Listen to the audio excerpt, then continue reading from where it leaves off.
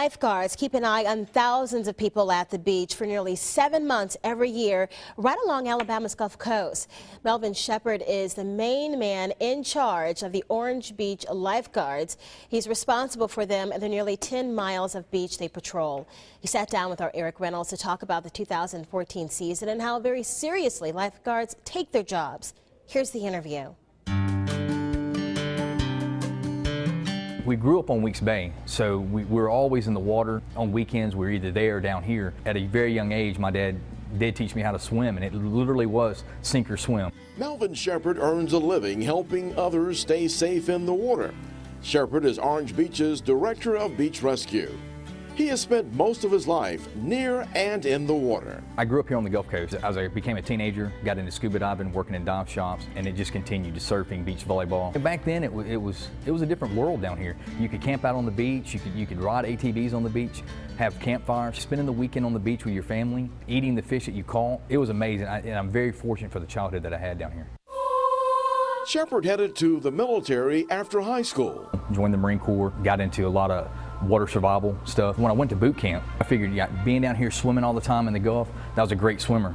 However, when you put on all that gear and they put you in a pool and tell you breaststroke, I thought I was going to drown. Very humbling. Total is about 40 pounds. And then you've got your full camis on and boots. And when all that's wet, it's not easy to swim in. The second time through, I got through it, and at that point, I made it in my mind that I was going to be the best swimmer that I could. I got to the highest swim level that we could in the Marine Corps. The Marine Corps really did mature me. It made me a good leader and a good manager. He returned to the Gulf Coast after serving his country. I was given a job with the YMCA as aquatics director.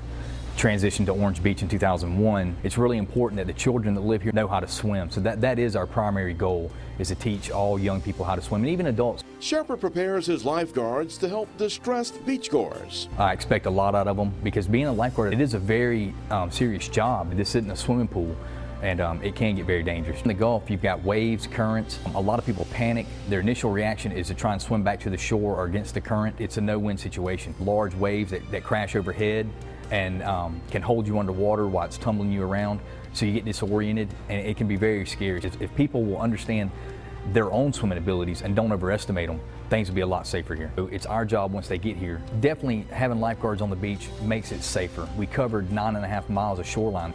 Despite all efforts, tragedy does strike. We had 3 drownings here this summer. We don't want it to happen. We want to try and prevent it from happening at all costs, even when we're putting ourselves in danger by going out in the water to try and rescue these people. I think they see the value in what we do out here, and you really can't put a price tag on that. We never forget these people. It's a personal thing. We don't forget, and we carry it with us. Shepard says his work at the beach keeps him active, and he would love to continue doing it for some years to come. I hope I can work out every day, run and swim. It really kept me young. You have to stay active, so I'm hoping that I can keep doing it until just have to hang my hat up. Absolutely love it.